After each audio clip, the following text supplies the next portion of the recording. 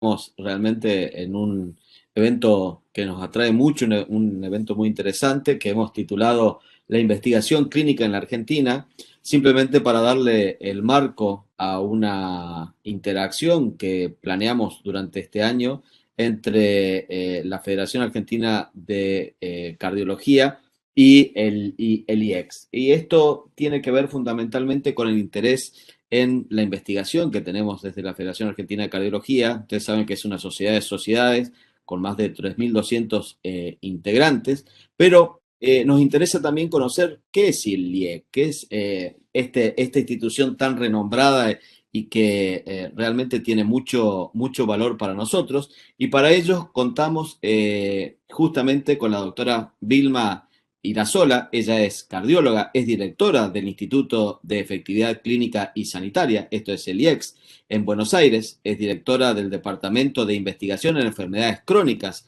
del IEX y del Centro de Excelencia en Salud Cardiovascular para América del Sur. Y le vamos a agradecer a Vilma que nos haga una pequeña introducción de cuál es el funcionamiento, cómo funciona el IEX y cuál es el rol que tiene dentro de la investigación. Vilma. Muchas gracias, Eduardo. Muchas gracias. La verdad es que primero, bienvenidos a todos y agradecerles mucho a los organizadores de este evento. Para nosotros es realmente un honor y un placer formar parte de esta comunidad y que hayamos podido avanzar con este acuerdo que mencionabas, Eduardo, de colaboración entre una institución tan reconocida, una organización tan reconocida como es la Federación Argentina de Cardiología, que no requiere presentación, y nosotros. Nosotros, el Instituto de Efectividad Clínica y Sanitaria, somos una institución académica afiliada a la Universidad de Buenos Aires. Somos una institución joven, en realidad estamos por cumplir los 20 años. Y básicamente, ¿qué hacemos? Hacemos investigación, hacemos capacitación y hacemos cooperación técnica. Y estas tres cuestiones, de las cuales la mayor proporción se la lleva la investigación sin lugar a dudas, la realizamos básicamente a través de distintos departamentos que enfocan distintos tópicos en la institución. El Departamento de Investigación en Enfermedades Crónicas, al que pertenecemos el doctor Gulayín, que ya lo vamos a presentar, y yo misma, el Departamento de Investigación de la Salud de la Madre y el Niño, de calidad de atención, de evaluaciones económicas. Esos son los grandes departamentos del IEX. Contamos con áreas transversales que nos apoyan, que son las áreas de análisis de datos, de investigación cualitativa y de docencia, y también el IEX alberga centros de excelencia, algunos de ellos los nombramos creo previamente, como son el Centro de Excelencia en Salud Cardiovascular para América del Sur y el Centro de Investigación en Cáncer. Estos son centros que se originaron en IEX a partir de propuestas con colaboraciones internacionales.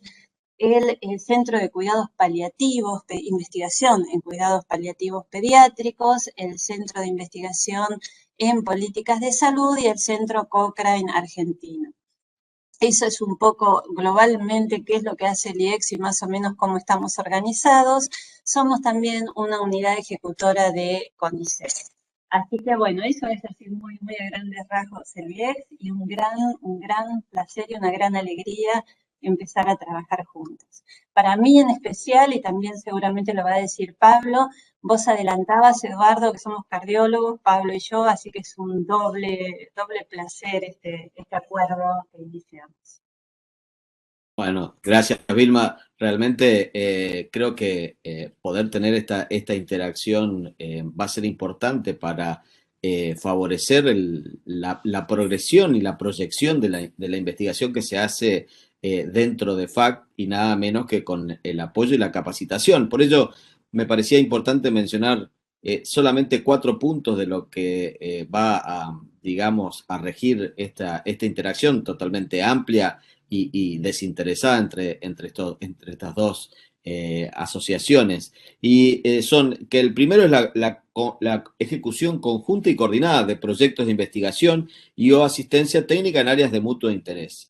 Organizar de manera conjunta actividades de capacitación intercambiar información científica y técnica y el uso común y coordinado de las instalaciones involucradas en los proyectos indicados en lo que mencionábamos previamente. Entonces, creo que el primer paso de esto es abordar este aspecto de la investigación clínica en Argentina y para ello, digamos, convocamos, además de Vilma, que va a dar su presentación sobre introducción a la investigación en implementación, al doctor Pablo Glubalín. Él va a hablar sobre la investigación y desafíos en el control de enfermedades crónicas. Él es cardiólogo, es doctor de la Facultad de Medicina de la UBA, ex becario de la Escuela de Salud Pública de la Universidad de Harvard, investigador del Departamento de Investigaciones en Enfermedades Crónicas del Instituto de Efectividad Clínica y Sanitaria, y él va a hablar sobre investigación y desafíos en el control de las enfermedades crónicas.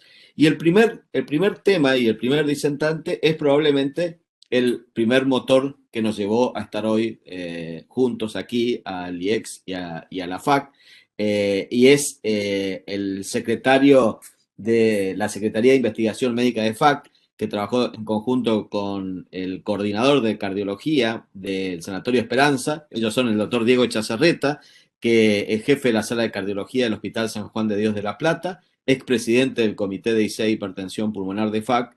Él nos va a hablar sobre un recorrido sobre la investigación clínica en FAC, y el doctor Guillermo Cursac, que va a participar como secretario de esta sesión, y también le damos la bienvenida, Guillermo, a estar con nosotros hoy. Así que, sin más, vamos a empezar con la presentación, si te parece, Vilma, de Diego Echazarreta. Por supuesto, gracias. Bueno, buenas tardes. ¿Se escucha bien ahí? Perfecto. Bárbaro. Muchísimas gracias a ambos, a Vilma y a Eduardo. Para mí es un gusto realmente poder hacer una pequeña presentación en este trabajo mancomunado entre las dos instituciones. Creo que se da un primer paso, pequeño pero importante, hacia la potenciación de la formación en recursos humanos en salud cardiovascular en nuestro país con esta unión, ¿no? Me pidieron hacer una pequeña introducción sobre el recorrido de la investigación clínica en la Federación Argentina de Cardiología y me pareció interesante hacer una breve introducción inicial sobre cómo se gesta la investigación en nuestro país, algunas palabras sobre el rol de la investigación clínica impulsada por la industria farmacéutica, un instituto como el ANMAT como regulador de esta actividad, y sí plantear qué hemos logrado hacer a través de la Federación Argentina de Cardiología, que nos falta, y alguna reflexión. Inicialmente, decir que el proceso de institucionalización de la actividad de investigación en Argentina comienza a mediados del siglo XIX, con la creación de los primeros institutos estatales en el ámbito de la defensa. Coincidió esto con una etapa de integración y expansión de nuestro país, ¿no? Ellos fueron Servicio Meteorológico Nacional del 72, el Servicio de Hidrografía Naval y el Instituto Geográfico Nacional en el 1879, y recién durante el siglo XX hubo mayor impulso tanto en ámbitos universitarios como extrauniversitarios. De hecho, la bibliografía disponible coincide en sostener que desde los orígenes, en realidad, nuestra universidad siempre ha tenido una marcada orientación más profesionalista que hacia la investigación, ¿no? A partir de la posguerra se da una expansión y modernización del sistema científico en varios países de América Latina, y ya en la década del 40 aparecen instituciones estrategias en áreas de ciencia y técnica más ligadas a prioridades militares, como la creación del Ministerio de Asuntos Técnicos allá en el 49, la Comisión Nacional de Energía Atómica, la CONEA, en el 50, y el Instituto de Investigaciones Científicas y Técnicas de las Fuerzas Armadas, el CITEFA, en el 54. Recién, en el 58, bajo la presidencia de Frondizi, se crea el CONICET, primer organismo dedicado exclusivamente a la investigación, que disponía de algún presupuesto propio, ¿eh? El decreto de creación del CONICET le asignaba la función de promover, coordinar, orientar las investigaciones científicas y tecnológicas, y para eso el CONICET implementó diversos mecanismos: el sistema de subsidios, programas de becas, creaciones de carreras de investigador científico y tecnológico allá por el 61, que fue un instrumento muy importante para construir algún vínculo entre este instituto y las universidades, que daba la posibilidad de desarrollar la actividad en cualquier ámbito institucional válido según la especialidad que se desarrollara. Recién en la década del 60 fueron establecidas la mayor parte de las instituciones diseñadas a generar, promover, ejecutar el desarrollo científico. El Instituto Nacional de Tecnología Industrial, el INTI, en el 56, el Instituto Nacional de Tecnología Agropecuaria, el INTA, tan conocido en el 57, la Comisión Nacional de Investigaciones Espaciales y el Consejo Nacional de Desarrollo, la CONAE, en el 61. En realidad, la creación de ese conjunto de instituciones científicas y tecnológicas, además de la extensión en varias universidades del régimen de dedicación exclusiva o full time, significó el reconocimiento de que la investigación científica debía pasar de una actividad vocacional a una profesión. Ahora, si uno ve desde la década del 70 hasta el 2014, fíjense la evolución de los miembros de la carrera de investigador en el CONICET, ¿no? Hubo un salto importante del 99, principios de este siglo, casi duplicando la cantidad de miembros de la carrera de investigación dentro de lo que es el CONICET, hasta casi 9.000 investigadores.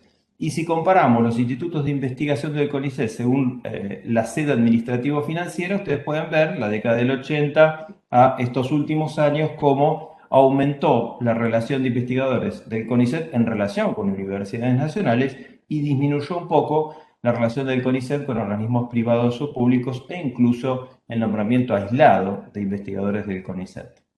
Ahora, decíamos alguna palabra, alguna reflexión sobre el ANMAT. Es interesante tomar este bienio. Hay un póster publicado por Palavecini hace no tanto tiempo, donde uno puede ver en un bienio cómo el ANMAT evaluó 327 protocolos de ensayos clínicos randomizados impulsados por la industria y aprobó el 82%. Interesante saber que el 75% fueron en fase 3 y una no desdeñable proporción de un 20% aproximadamente de investigaciones impulsadas por la industria en fase 2. A diferencia de lo que uno pensaría por el impacto de las patologías en nuestro país, el primer puesto lo llevan las enfermedades oncológicas con el 24% de ensayos clínicos randomizados y recién el 5% de las enfermedades relacionadas al sistema circulatorio. Esto es lo que tenemos en esta evaluación de 327 estudios en un bienio. Ahora, ¿qué rol juegan las sociedades científicas? Bueno, nuestra federación, como decía bien Eduardo recién, es una organización científica constituida por 32 sociedades de cardiología en la República Argentina. Hay que recordar que se funda en el 65 por un grupo muy significativo de cardiólogos de distintas provincias de la República Argentina, nucleadas en 7 sociedades de cardiología: Córdoba, Rosario, Mendoza, San Juan, Noroeste, Tucumán y La Plata, quienes por discrepancias con la Sociedad Argentina de Cardiología decidieron separarse de la misma. Tiene una estructura federal, eso hace que se respete la independencia con absoluto respeto del nivel y jerarquía de cada una de estas asociaciones. Su primer presidente, el alma mater, fue el doctor Ricardo Podio, de la ciudad de Córdoba, ¿no? Y en un salto en el tiempo debemos jerarquizar el año 94, porque allí, en un paso que fue realmente trascendental, se crea el primer centro de teleinformática médica que permite una amplia comunicación entre las distintas sociedades federadas, como también con distintos centros cardiológicos del exterior, y genera en aquel año el primer Congreso Virtual de Cardiología y nos permite dar una plataforma para el desarrollo de la investigación fundamentalmente basada en nuevos registros. Hoy está constituida la sociedad en 30, la federación en 30 sociedades, 3 asociaciones, 5 delegaciones y estas regiones que aquí ustedes ven mencionadas. Pero además involucran 52 centros formadores, más de 300 docentes autorizados y la producción de casi 40 documentos de recomendaciones, consensos y guías. Es muy difícil tratar de recopilar todos los registros, por mencionar simplemente algunos desde el inicio de la federación, pero sí tengo que mencionar estos que ya están finalizados, los cuales ustedes pueden observar, por ejemplo, un programa Predicar, donde la insuficiencia cardíaca nos permitió hacer el diagnóstico de la patología y también la intervención para corregir el manejo de la patología en los lugares donde nosotros entendíamos que no se hacía adecuadamente. Se brindaba una herramienta realizando un registro. También se logró llevar adelante, además de los que ustedes ven mencionados ahí, registros con diferentes sociedades, como fue el Recopilar, único en el país, donde 5 sociedades científicas trabajaron en forma mancomunada. Y si ustedes entran en la página web actualmente de la Federación, van a ver los registros en curso. registros impulsados por el Comité de Electrofisiología de Insuficiencia Cardíaca, como el impulso del registro de COVID en hipertensión pulmonar, o registros tan significativos como el RACOVID, único casi en Latinoamérica en su forma, donde evaluó el impacto cardiovascular en la pandemia. También registros de insuficiencia cardíaca crónica, de deterioro cognitivo, pediátrico, el muy importante registro ARGEN-YAM-ST, donde es el único registro en Argentina entre las dos sociedades que evalúa nada más ni nada menos que el infarto en nuestro país y los condicionamientos y la accesibilidad a los diferentes tratamientos. Y menciono estos tres en donde la federación no trabajó en forma aislada, sino que requirió de un trabajo mancomunado con otra sociedad hermana, como la Sociedad Argentina de Cardiología. Para sintetizar, decir que en realidad la producción de nuestra federación es importante a través de los diversos trabajos que se producen en los congresos, los famosos abstract y póster que superan los 250 por congreso, pero también la elaboración de documentos de divulgación científica e incluso, como mostramos recién, registros o encuestas. Toda esta producción se difunde a la comunidad de salud integralmente, pero además es tomada por organismos públicos nacionales e internacionales. Y por lo tanto, el valor que tiene la producción de nuestras sociedades en países latinoamericanos, donde la posibilidad de desarrollar desde el ámbito público estatal es muy dificultoso, requiere no solo de la formación individual de quienes llevan adelante este tipo de iniciativas, o quienes tienen acceso a asesorías de metodología en la investigación. Requiere de la necesidad de una formación continua de quienes llevan a aplicarlo. Y por eso nos parece que es muy importante llevar adelante este tipo de convenios. Reflexiones. La primera, la relación entre la investigación básica experimental y la clínica sigue siendo una materia pendiente, dada la falta de incentivos institucionales y gubernamentales que atiendan a la complejidad del ejercicio profesional médico. Una de las tantas causas por las que se produce es la ausencia de una carrera profesional unificada que contemple simultáneamente criterios promocionales para ambas actividades, tanto la investigación como la asistencial, tanto en los espacios académicos, la carrera de CONICET, como los asistenciales, la carrera hospitalaria. Y la segunda par de reflexiones es que la persistencia o incluso el incremento de la brecha entre médicos asistenciales e investigadores en salud es el reflejo de la especialización cognitiva creciente, el advenimiento de la biología molecular, la nanomedicina, que vuelven cada vez más distantes y ajenos los lenguajes y conocimientos de los investigadores básicos y los clínicos ausentes en la formación de un médico, tanto en el pregrado como en el posgrado. Y finalmente es por ello que uno de los objetivos principales de las sociedades científicas lo constituye la búsqueda de mayores espacios de formación que permitan brindar mayor número y calidad de herramientas para la elaboración de la investigación clínica. El presente entonces convenio se presenta como uno de los principales objetivos aportar en conjunto a la formación, apoyo, desarrollo y producción de evidencia original en el campo de las enfermedades cardiovasculares. Muchas gracias. Vilma. La verdad, Diego, que seguía con muchísima atención, es muy elogiable haber podido resumir en tan poquitos minutos tanta información tan relevante. Así que muchas gracias por tu presentación. La verdad es que me parece una excelente introducción a lo que vamos a seguir hablando hoy, ¿no? Vos decías, Diego, el tema de los lenguajes diferentes que pueden hablar las diferentes disciplinas y también las personas que trabajamos más en investigación o más en asistencia. La necesidad de tender puentes, la necesidad de capacitarnos en diferentes áreas, en diferentes campos y trabajar juntos. Creo que ese es el mensaje más fuerte que rescato de la excelente introducción que hiciste, poder trabajar en lenguajes comunes, interdisciplinarios, y cómo hacer que se lleven de la mano, ¿verdad?, estas diferentes experticias que tenemos los profesionales, las personas que trabajamos en salud. Así que excelente presentación, muchas gracias. Gracias, Vilma. No sé, Eduardo, si querés comentar algo más. Perdón. No, creo que coincido con vos, con tu apreciación, creo que fue lo que opinamos todos y claramente hay un largo camino y es difícil resumirlo en tan poco tiempo. Le vamos a dar paso, si te parece, a Pablo con su presentación. Por supuesto, muchísimas gracias. Voy compartiendo. Estaba apagando el celular por si suena medio de la presentación. Bueno, para mí es un placer, un honor, para nosotros es un honor ser parte de estos primeros pasos en un camino que por supuesto también considero que tiene un enorme potencial.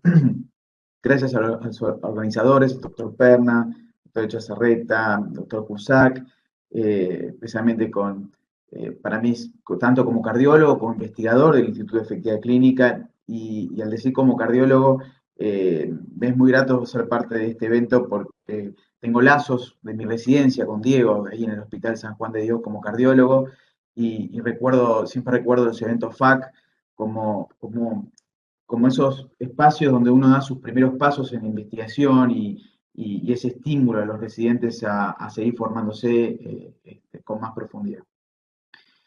Esta presentación, cuando la estaba preparando, perfectamente podemos alterar el título y decir desafíos en investigación en el control de enfermedades crónicas. Lo que quise traer son reflexiones sobre los grandes desafíos que nos plantea la investigación para el mejor control de las enfermedades crónicas. Por supuesto, sabemos que se estima que 6 de cada 10 muertes a nivel mundial es por enfermedades crónicas, pero específicamente si vamos a la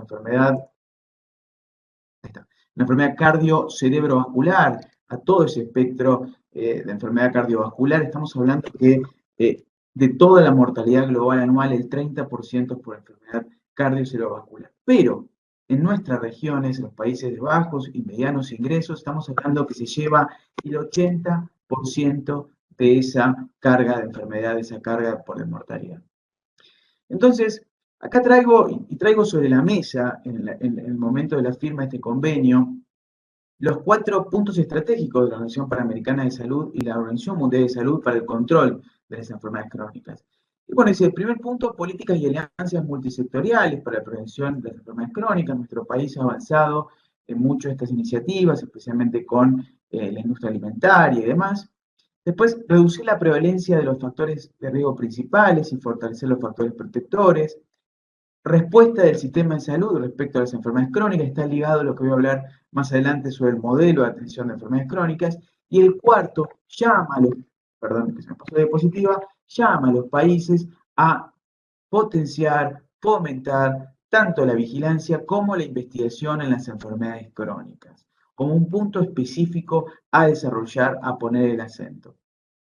Y en este punto, 3 reflexiones. Uno es que ya estamos viviendo resultados positivos en los países de altos ingresos respecto al control de las enfermedades crónicas versus un incremento sustancial de la mortalidad y la prevalencia de las enfermedades crónicas en los países de bajos y medianos ingresos, incrementando la inequidad. Justamente las enfermedades crónicas, sabemos que los factores de riesgo son más frecuentes en las zonas y los estratos sociales de menores ingresos, donde hay más enfermedades crónicas, y eso empeora aún más la condición de pobreza, tanto a nivel de un mismo país como a nivel global. La necesidad de mayor desarrollo de las problemáticas de las enfermedades crónicas en las agendas nacionales, y traer esto que va ligado muy probablemente a parte de la presentación de la doctora Irasola, donde estas son enfermedades complejas que necesitan intervenciones complejas, investigación e intervenciones complejas para su control, para su abordaje y toda la ciencia de la implementación acompañando esto. Ahora bien, la Organización Mundial de Salud, cuando yo hablaba de diseño del sistema de atención, nos trae el modelo de atención de crónicas que no voy a desarrollar, pero justamente la reflexión que traigo hoy son cuáles son desafíos, específicamente extraje 7 desafíos, que en cada uno de estos conceptos teóricos podemos plantearnos desde la investigación para el control de las enfermedades. Y el primer desafío puede parecer muy básico, pero la literatura lo sigue poniendo sobre la mesa, que es el desafío de la adecuada vigilancia y el adecuado monitoreo epidemiológico. La necesidad de incrementar y fomentar el conocimiento con base poblacional, describir mejor la incidencia, la prevalencia en poblaciones especiales de nuestra población, tanto en prevención primaria como en prevención secundaria de la patología cardiovascular.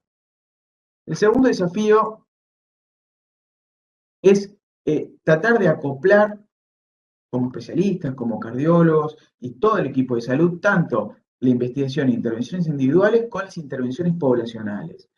Aquí la literatura dice es un y no un o.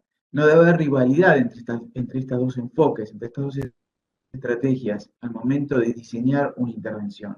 La estrategia individual, obviamente, busca bajar el riesgo individual, rescatar a un individuo de una exposición de eventual riesgo. En cambio, la estrategia poblacional intenta reducir las causas subyacentes. ¿Y qué traigo? Esta pirámide que no voy a desarrollar en profundidad, donde Frieden, exdirector del Centro de Enfermedades del CDC de Estados Unidos, nos dice que, bueno, que las intervenciones que nosotros vamos a desarrollar las podemos clasificar de acuerdo al impacto poblacional o el esfuerzo individual que pueda tener. Cuanto más abajo nos encontremos en la pirámide, más impacto vamos a tener con la estrategia que estamos intentando desarrollar. Un tercer y muy importante desafío, que es disminuir la variabilidad inapropiada de la práctica clínica.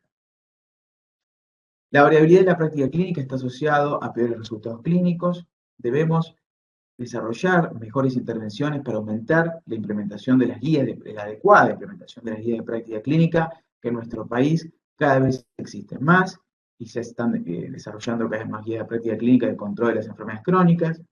Disminuir la inercia terapéutica asociada al subcontrol. La última Guía Nacional de Práctica Clínica de Hipertensión menciona como se estima 1 de cada 5 hipertensos solamente está controlado.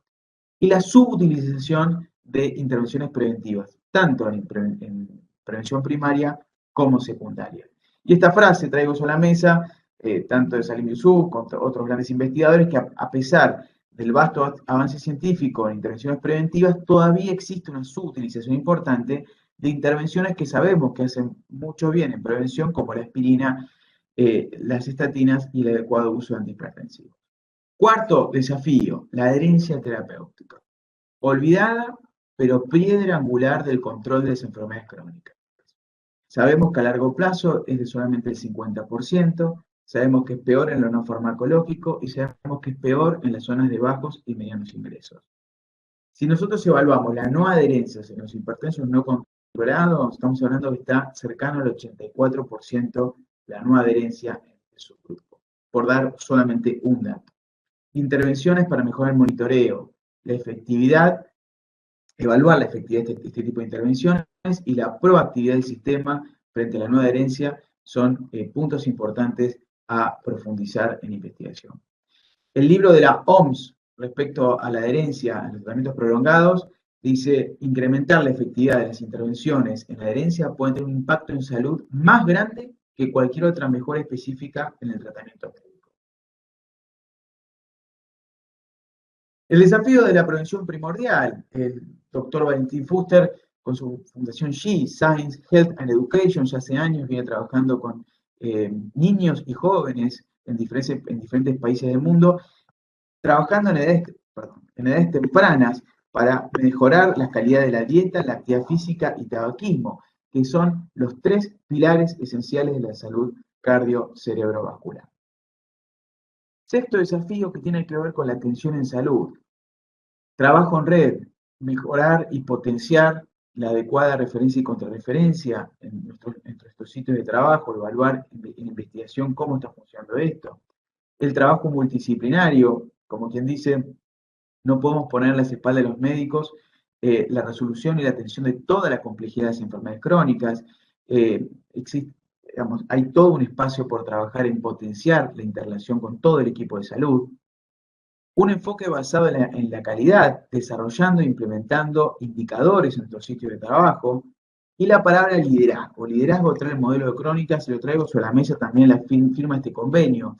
Porque liderazgo no es solamente la Organización Mundial de Salud tomando el estandarte del modelo de las crónicas y señalando dónde falta, sino justamente las organizaciones y las instituciones, como la firma de este convenio, a través de la formación de líderes en investigación y líderes en el manejo de la enfermedad cardiovascular y las crónicas. Y por último, el desafío de incrementar el conocimiento en la costo-efectividad. En el futuro, la medicina clínica puede encontrarse con incrementos muy altos en los costos sin encontrar un mejoramiento sustancial de los resultados en salud. Es un aspecto donde tenemos mucho por andar en relación al análisis de la costo-efectividad de las intervenciones que podamos diseñar y los estudios que hagamos. Por último, esta imagen. Invitar a reflexionar desde qué escalón de la evidencia estamos analizando y tomando decisiones. Cuanto mayor entrenamiento tengamos en nuestros equipos de trabajo, podamos avanzar a analizar una calidad de evidencia que nos permita tomar las mejores decisiones. Muchísimas gracias nuevamente por la invitación y por la oportunidad de compartir esta presentación con ustedes. Bueno, gracias Pablo. La verdad que cuando uno escuchaba los desafíos que vos ibas planteando, nos veíamos todos cabecear como diciendo, sí, es verdad, sí, pensamos esto, sí. Entonces, me parece que es un resumen muy importante porque con el mismo foco que veíamos en la presentación de Diego, resumir todo lo que queremos decir en 13 minutos o en 15 minutos no es una tarea sencilla. Así que bueno, dejamos la vara muy alta para escuchar a Vilma ahora en su presentación de la introducción a la investigación en implementación. Vilma. Muchas gracias, Eduardo. Y la verdad es que esta última charla, estas últimas reflexiones que queremos compartir con ustedes, tiene mucho que ver con todo lo que nos contó Diego y lo que nos contó Pablo, con la cuestión de muchos desafíos por delante, cómo abordarlos, cómo trabajar, cómo el equipo de salud puede trabajar en forma conjunta para resolverlos o para intentar buscar soluciones aún en contextos de recursos muy limitados, como sucede en la mayor proporción de las situaciones en países como los nuestros. Así que bueno, en ese mismo camino yo voy a, probablemente muchos de ustedes estén muy familiarizados con el concepto de investigación en implementación y de ciencias de la implementación, y quizá para otras personas sea algo novedoso o algo en lo que todavía no se han introducido. Así que la idea es iniciar este tema y como vamos a ver, mucho de lo que tiene que ver con investigación en implementación apunta justamente a estos desafíos y a este avanzar en la historia de la investigación que nos contaba Diego también. Así que yo voy a empezar por compartir pantalla para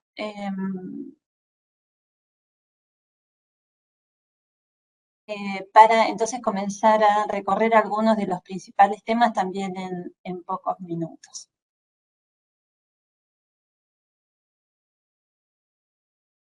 Bien, nuestra propuesta entonces en esta ocasión es repasar juntos la definición, el concepto de investigación en implementación, que es una nueva rama de la investigación comparada con la investigación tradicional y la historia a través de los años que incluso en nuestro país nos contaba Diego. Las ciencias de la implementación son nuevas y tienen una vida que no supera los 20, 25 años aproximadamente. Y por suerte cada vez hay más desarrollo metodológico en esta área. El concepto de intervenciones complejas, que lo introdujo también Pablo cuando dijo son problemas complejos, requieren soluciones complejas en el sentido de abordar distintos niveles, distintas perspectivas, distintos componentes del problema, distintos aspectos del problema, no complejas en el sentido de difíciles, que también pueden serlo, por supuesto. Quisiéramos también recorrer una pequeña introducción acerca de los distintos tipos de evaluación que llevamos a cabo en investigación en implementación y el tipo de indicadores que utilizamos. Algunos de ellos los mencionó Pablo también, y los diseños que se utilizan en esta rama de la ciencia. En esta broma, en este chiste que estoy compartiendo con ustedes en este momento, yo creo que se resume bastante bien una situación que vivimos cotidianamente todos los que hacemos asistencia y o investigación. Y es que existe un cúmulo tan grande de investigación realizada, de evidencia, de intervenciones que conocemos que son efectivas. Hay una gran cantidad de conocimiento del que hoy disponemos. Una pregunta en base a todo ese conocimiento es, como siempre pasa en investigación, ¿qué más necesitamos saber, verdad? ¿Qué otras preguntas tenemos que responder? Pero también, ¿qué hacemos efectivamente con el conocimiento que hoy tenemos? ¿Y qué impacto tiene la generación de conocimiento en investigación en la vida, en la calidad de vida, en la salud de nuestros pacientes? En ese sentido, creo que todos podemos estar de acuerdo en que hay mucho que sabemos. Hay muchas intervenciones, muchos tratamientos que hoy se saben efectivos y que tienen un alto grado de apoyo desde el punto de vista de la evidencia. Pero también sabemos que muchas de estas cuestiones en la práctica no se aplican. Es difícil llevar todo lo que sabemos y los productos de la investigación, aún de investigación de altísima calidad, a la práctica, al día a día, que es donde definitivamente deberían estar. Si tuviéramos que resumir entonces cuál es el principal objetivo de la investigación en implementación de esta nueva rama de la ciencia, ese objetivo es justamente tender un puente entre estas dos cuestiones y cómo investigar para lograr aplicar efectivamente de la mejor manera el conocimiento que se genera a partir de los diferentes estudios de investigación de los que hoy ya disponemos. Y esto es un poco la definición. Hay muchas definiciones de investigación en implementación. Esta es una de las que a mí me parecen más completas. Decimos que así como los estudios de eficacia y o efectividad evalúan el efecto de las intervenciones, los estudios en el campo de la investigación en implementación evalúan diferentes estrategias para lograr que aquellas intervenciones que ya se demostraron efectivas finalmente se incorporen a la práctica del cuidado de la salud de las personas en contextos diversos. Y en esta definición aparece por primera vez la palabra contexto, que es una palabra clave en investigación en implementación. Porque muchas, por no decir todas las cuestiones que nosotros querramos aplicar, tienen siempre mucho que ver con el contexto en el que van a ser aplicadas. Y desconocer ese contexto o no estudiarlo adecuadamente puede llegar a ser, en mi opinión, una receta para el fracaso. En investigación en implementación se trabaja muy frecuentemente con lo que llamamos intervenciones complejas. ¿Por qué intervenciones complejas? Porque un poco respondiendo a los desafíos que nombraba Pablo, sabemos que las cuestiones que queremos resolver en la atención médica en enfermedad cardiovascular en particular, pero yo diría en el cuidado de la salud en general, tienen que ver con cuestiones multifactoriales, diferentes niveles, diferentes factores que afectan los resultados. Y para poder abordar todos esos diferentes niveles y factores es que trabajamos con investigaciones complejas. La gran mayoría de los trabajos de investigación en implementación tienen que ver entonces con la evaluación y el testeo de intervenciones complejas. ¿Y cómo definimos o caracterizamos una intervención compleja? Una intervención compleja, para empezar, es una intervención que está constituida por más de un componente. No se trata solamente, por ejemplo, de dar un medicamento. Se trata de evaluar el acceso a esa droga, se trata de evaluar adherencia terapéutica, como decía Pablo. Se trata de evaluar aceptabilidad desde el punto de vista de la población a la que esa medicación va dirigida, pero también desde el punto de vista de los que estamos de este lado del mostrador. Los profesionales de la salud muchas veces no adoptan prácticas o tienen actitudes de resistencia que habría que trabajar. Entonces, estos diferentes componentes son los que constituyen una intervención compleja. También en la intervención compleja se trabaja a diferentes niveles organizacionales, desde el nivel individual del paciente al nivel del proveedor de salud, el equipo de salud, el nivel de políticas de salud, y así podría seguir hablando de diferentes niveles sobre los cuales se puede intervenir. Es una característica además muy importante de las intervenciones complejas que los componentes de la intervención interactúan entre sí y no actúan de manera absolutamente separada, de modo tal que el efecto del todo, es decir, el efecto de la intervención compleja, no es en general igual a la suma de las partes, y el resultado final, cuando la intervención está bien diseñada, supera la suma de los efectos individuales. Por otra parte, en una intervención compleja no podemos separar el efecto de cada uno de los componentes.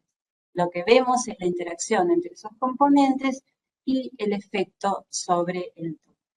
Este es un pequeño ejemplo de un trabajo de investigación, por ejemplo, que llevamos a cabo en nuestro instituto. En este caso se trataba de un ensayo clínico aleatorizado en clústeres para probar una intervención compleja, de ahí el ejemplo que quería contarles, hay muchos por supuesto, para mejorar el control de la presión arterial trabajando en el nivel primario de atención de la salud. En esta intervención compleja había diferentes componentes. El principal componente estaba focalizado en el rol de los promotores de salud para la atención de los pacientes hipertensos. Por ejemplo, se trabajaba con el automonitoreo de la presión arterial, se entregaba a los pacientes aparatos para tomarse la presión y los promotores de salud enseñaban, explicaban cómo se realizaba la toma de presión de manera adecuada, se trabajaba en estrategias motivacionales para mejorar la adherencia a la medicación y modificación de los estilos de vida. Pero había también otros componentes. Un componente tenía que ver con capacitación a los médicos de atención primaria para la utilización de guías de práctica clínica y también había sesiones de auditoría y feedback entre pares y discusión de casos clínicos. Y había otro componente que estaba relacionado con e-health, con envío de mensajes de texto en este caso, relacionados con consejos para la modificación de estilos de vida y para mejorar la adherencia a la medicación. Yo no voy a entrar en detalle en este estudio, pero quería traerles un ejemplo más concreto de aquello a lo que estamos llamando en el contexto de la investigación y la implementación una intervención compleja. Para medir el efecto de las intervenciones complejas utilizamos entonces indicadores de proceso e indicadores de resultado. Implementados indicadores de resultado, indicadores de la eficacia o la efectividad clínica de la intervención que estamos evaluando. En el ejemplo que acababa de mencionar, se trataba de bajar la presión arterial, de mejorar el control de la presión arterial. Ese es un muy buen ejemplo de un indicador de resultados. Al final del día, la presión arterial bajó sí o no. Pero además de los indicadores de resultado, hay indicadores de proceso que son sumamente importantes para entender qué funciona, qué no funciona, qué es aceptable, qué no, qué se termina adoptando. Trabajamos entonces con una serie de indicadores que apuntan a evaluar y medir el contexto, el alcance poblacional de las intervenciones que hacemos. Pablo hablaba de intervenciones que apuntan al individuo y también a nivel poblacional y que conviven en nuestra práctica, indicadores para medir entonces este tipo de alcance y mucho más sustentabilidad, posibilidad de mantenimiento de los efectos en el tiempo, que no tenemos tiempo de comentar hoy, pero sí quería repasar juntos el concepto de estos indicadores de proceso y de resultado y la función que tiene cada uno. Los indicadores de resultado entonces nos permiten medir si la intervención que estamos evaluando o el programa o la iniciativa ha logrado los efectos esperados. Y creo que en la investigación tradicional el foco siempre estuvo puesto en estos indicadores de resultado. Pero recalcar también la importancia de los indicadores de proceso, que nos permiten medir actividades en los diferentes componentes de la intervención, qué se pudo o no se pudo implementar y de qué manera, medir si la intervención se está implementando de acuerdo a lo planeado, si hubo adaptaciones, qué tipo de adaptaciones, si fueron planificadas o espontáneas, etc. En definitiva, los indicadores de proceso son sumamente importantes porque nos ayudan a comprender qué es lo que al final del día se termina haciendo, cómo se hace y también lo que no se hace. Un poco en esta diapositiva también quería resumir el rol que tiene la investigación en implementación en el contexto de los diferentes tipos de investigación que todos conocemos. Desde los estudios de preintervención, que podríamos llamar, por ejemplo, los ensayos en fase 1-2, donde pretendemos responder preguntas del tipo si podría servir determinada intervención, típicamente determinado medicamento, trabajar con pequeñas muestras para medir seguridad, efectos iniciables, etc. El salto siguiente hacia los estudios de eficacia típicos de fármacos, ensayos clínicos fase 3, para terminar diciendo si este tratamiento sirve o no sirve. Básicamente, un paso más cerca al paciente y a la vida real son los estudios de efectividad. Siguen siendo estudios de investigación rigurosos, pero en contextos que se parecen un poquito más a la práctica clínica. Y finalmente, los estudios de implementación que pretenden responder esta pregunta de cómo hacer para que la intervención efectivamente se aplique y funcione.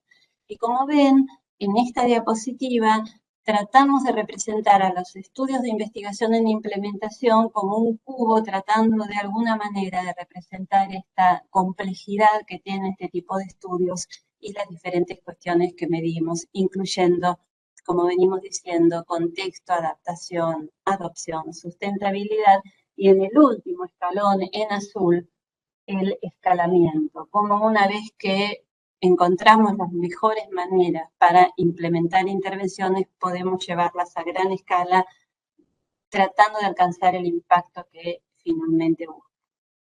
En esta área trabajamos con diseños particulares de investigación. Hoy no tenemos tiempo de charlar sobre este tema. En general lo llamamos diseños híbridos. Incluyen tanto ensayos clínicos aleatorizados como estudios cuasi experimentales, evaluaciones económicas, investigación cualitativa. Realmente son áreas de trabajo multidisciplinarias. Y finalmente, no sé si me quedan un par de minutos, Eduardo, por ahí para dar algún ejemplo. Sí, dale, no hay problema. Bárbaro. Adelante. Entonces, finalmente, en investigación, en implementación, trabajamos mucho en el desarrollo de marcos conceptuales para aquel problema que queremos abordar, modelos de procesos acerca de cómo implementar las intervenciones que queremos probar y teorías del cambio, que tratan de explicar por qué nosotros pensamos que haciendo esto o aquello vamos a terminar generando algún cambio. Este modelo que les estoy mostrando y que propuso OMS es muy sencillo. Modelos hay muchos. En la última revisión del año 2017 o 2018, no recuerdo muy bien ahora, se identificaron 147, para que se den una idea de la cantidad de literatura que se está generando en este ámbito. Hay un gran ámbito de trabajo aquí. La mayoría de estos modelos están desarrollados en países de altos ingresos, así que para nosotros, países de bajos y medianos ingresos, hay un gran campo de investigación aquí, realmente. Pero bueno, de todos esos marcos, les traigo este propuesto por OMS, que esta es la versión simplificada en 4 pasos, digamos, que propone en el primer paso identificar el problema y los factores que afectan ese problema. En el segundo paso, diseñar la intervención que queremos implementar, el concepto de codiseño con todos los actores participantes del problema acá, aquí es muy importante. En el tercer paso se diseña el estudio de investigación, puede ser un ensayo clínico aleatorizado o puede ser otro diseño apropiado para saber si las estrategias propuestas terminan siendo efectivas o no, y finalmente el escalamiento, llevar esa intervención a gran escala y generar impacto. Les cuento un par de ejemplos. Este es un ejemplo, de hecho, el que les comenté inicialmente, de una intervención para mejorar el control de la hipertensión arterial en nuestro país, que llevó a cabo nuestro grupo hace unos pocos años. En este caso, el problema entonces era cómo mejorar el control de los pacientes hipertensos en el nivel primario de atención. Se diseñó esta intervención multicomponente que les comentaba hace unos minutos, se probó en un ensayo clínico aleatorizado en el que participaron 18 centros de atención primaria en 6 provincias diferentes. Esos centros fueron aleatorizados a recibir esta intervención multicomponente o a la rama control, que continuaba con sus cuidados habituales, y al final del día, de manera muy resumida, le digo, de manera muy resumida, les comento, la diferencia en el descenso de presión arterial entre una y otra rama fue altamente significativa. Habiendo demostrado entonces que esto era posible de implementar y que era efectivo, pasamos al siguiente paso, que es el paso 4, y en este momento estamos trabajando conjuntamente con la Organización Panamericana de la Salud para utilizar estos componentes que probamos en este trial como parte del paquete HEARTS para control de la hipertensión arterial en las Américas. Estamos en esta fase. Les muestro otro ejemplo más. Este estudio que acabo de mencionarles fue tomado por equipos de investigación en Guatemala. Esta intervención que llevamos adelante en Argentina, y decidimos hacer un estudio en Guatemala para implementar esta intervención de manera adaptada a un contexto muy diferente como es el de América Central. No voy a entrar en detalles, pero la intervención multicomponente sufrió cambios. La figura del promotor de salud no existe en Guatemala, pero sí hay enfermeras auxiliares que pueden cumplir este tipo de rol de nexo con la comunidad. El altísimo grado de analfabetismo y la baja utilización de teléfonos celulares hizo que no pudiéramos utilizar el componente de mensajes de texto, que fue reemplazado por otro tipo de mensajes fundamentalmente visuales, y hubo capacitación a médicos y enfermeras adaptando los modelos que se habían probado en nuestro país. En este momento estamos desarrollando un ensayo clínico aleatorizado en clústeres que incluye 36 puestos de salud en 5 regiones de Guatemala. Vamos a tener resultados en abril o mayo del 2022, así que en ese momento se los vamos a contar.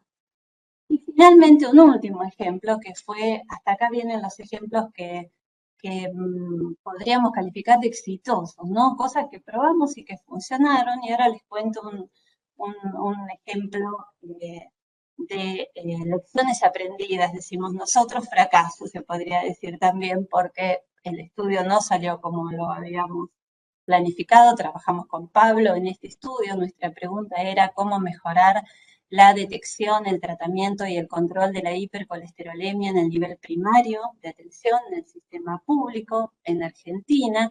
Diseñamos una intervención multicomponente que tenía que ver con capacitación a los médicos de atención primaria, con la utilización de un aplicativo para medir el riesgo cardiovascular, envío de mensajes de texto, y un componente muy importante que eran actividades de discusión entre pares, con los médicos sobre casos de pacientes, y también capacitación a los encargados de farmacia. Probamos esta intervención en un ensayo clínico aleatorizado en clústeres que incluyó 10 centros de atención primaria del sistema público en 3 provincias diferentes de la Argentina, con seguimiento a 1 año. El outcome primario del estudio era el nivel plasmático de LDL, y el estudio fue negativo. No logramos modificar el perfil lipídico en la rama intervención comparado con la rama control. A pesar de que entre los outcomes secundarios estaba el patrón prescriptivo de los médicos de atención primaria, y ahí sí hubo diferencias en ese patrón prescriptivo. Los médicos de atención primaria empezaron a utilizar estatinas mucho más frecuentemente que lo que hacían antes de comenzar el estudio en la rama intervención, pero eso no se tradujo finalmente en mejorar el perfil lipídico de los pacientes. Analizamos muchísimo esa situación, cuáles eran las potenciales causas, qué cosas podían haber fallado, y hoy estamos de nuevo en el paso número 1 y estamos trabajando actualmente en el diseño de otro ensayo clínico aleatorizado donde vamos a trabajar también sobre mejora del riesgo cardiovascular en el nivel primario de atención, trabajando con la comunidad en el sistema público, pero ahora con nuevos componentes y con nuevas alternativas para ver cómo nos va. En este momento estamos en la fase inicial de investigación cualitativa, del contexto de la aceptabilidad de todas las cuestiones que vinimos mencionando. El trabajo de campo del trial está planificado comenzar en mayo o junio del año próximo, así que también ahí les contaremos novedades. Pero básicamente quería traer algunos de estos ejemplos, un poquito más concretos de a qué le estamos llamando investigación en implementación y algunas experiencias exitosas, otras que no, de las que no, tenemos una lista importante, larga, así que no me alcanzaría lo que queda de tiempo para contarles. Lo bueno es que se aprende mucho, de los errores se aprende mucho. Muchas gracias. Bueno, gracias Vilma, Pablo, realmente creo que a pesar de lo corto de las presentaciones, creo que fueron suficientemente claras para dejar muchos mensajes y muchos pensamientos dirigidos a este tema. Y lo vamos a invitar a Guillermo Cursac, que actualmente trabaja en la Secretaría también de Investigación de FAC. Es una secretaría muy joven, que tiene poco tiempo de historia, pero cada uno de los secretarios y de su grupo va tratando de dejarle una impronta. Así que, Guillermo, ¿algún mensaje, alguna opinión que quieras expresar? Bueno, primero de todo, quiero felicitarlos. Realmente no es fácil hoy en día con tantos webinars que tenemos disponibles, uno conectarse una hora y escuchar este nivel de discusión, de presentación y de inspiración para los que trabajamos todos los días en la práctica diaria, porque creo que se han tocado exactamente las cosas que a muchos de los cardiólogos clínicos, sobre todo del interior, que trabajan en la FAC, nos preocupa, ¿no? Esta medicina translacional, de un montón de información que conocemos, pero que finalmente por diferentes motivos no terminan llegando al paciente, que es lo que queremos, ¿no? Y claramente, desde que Pablo mostró la historia de la investigación en la Argentina, perdón, Diego, Pablo mostró o definió algunos de los problemas y finalmente Vilma nos contó cómo un instituto como el IES está trabajando en implementación, nos permite ver que hay cosas más allá por aprender, por hacer y realmente por intentar pensar en esto que es un círculo virtuoso, ¿no? De integrar un poco los que estamos más en la práctica diaria con la gente que se dedica a investigación pura, para que finalmente esa traslación de beneficio, que es lo que todos queremos, les llegue a los pacientes. Así que realmente espero que a todos les haya interesado tanto como a nosotros. Ojalá que esto sea un inicio de un montón de trabajos que terminen beneficiando a los pacientes, y que eso es lo que creo que todos queremos. Así que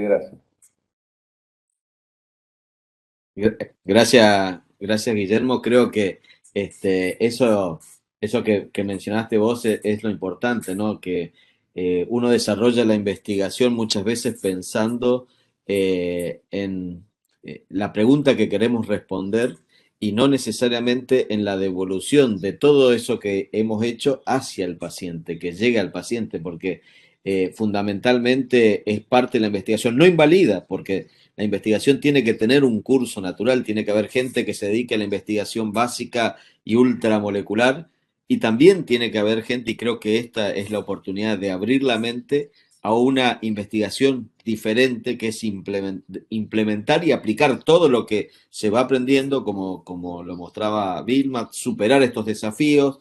Me parece que es un hecho muy importante. Y creo que con esta webinar lo que buscamos es simplemente plantar bandera en un pensamiento que tenemos de desarrollar investigación. Hemos interactuado y planeado o pensado algunas actividades que seguramente vamos a desarrollar el año próximo de una manera, digamos, más dirigida a la capacitación y a planear alguna intervención que podamos hacer en conjunto en estas áreas. Creo que va a ser muy productivo para las dos. Así que me gustaría simplemente escuchar una pequeña reflexión, porque lamentablemente no tenemos tanto tiempo, pero una pequeña reflexión de cada uno de nuestros expositores. Y vamos a empezar por el orden de presentación. Entonces Vilma va a cerrar, digamos, esta webinar. Empezamos por Diego. Diego. Y la verdad me parece como me tomo de las palabras de Guillermo, ¿no? En realidad creo que cada uno fuimos dando un aspecto diferente en este transcurrir para tratar de sintetizarlo al máximo entre la eficacia, que es detrás de lo que corremos los cardiólogos, y la efectividad, que a veces es lo que nos logran abrir los ojos instituciones como el IEX.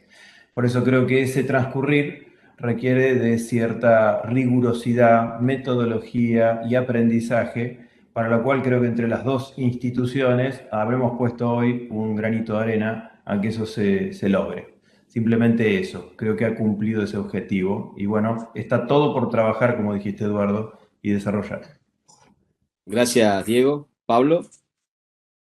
Bueno, muchas gracias nuevamente por la oportunidad de compartir esta mesa. Y también voy a tomar de las palabras de Guillermo en el sentido de que creo que todos los miembros del equipo de salud, primer nivel, segundo nivel, especialistas, tenemos esa responsabilidad de bajar a tierra, a la vida real, las intervenciones que han demostrado eficacia, pero todavía es necesario implementar en mayor medida en nuestra población, ¿no? Un poco ligado a los desafíos que quise compartir con ustedes hoy. Gracias. Vilma.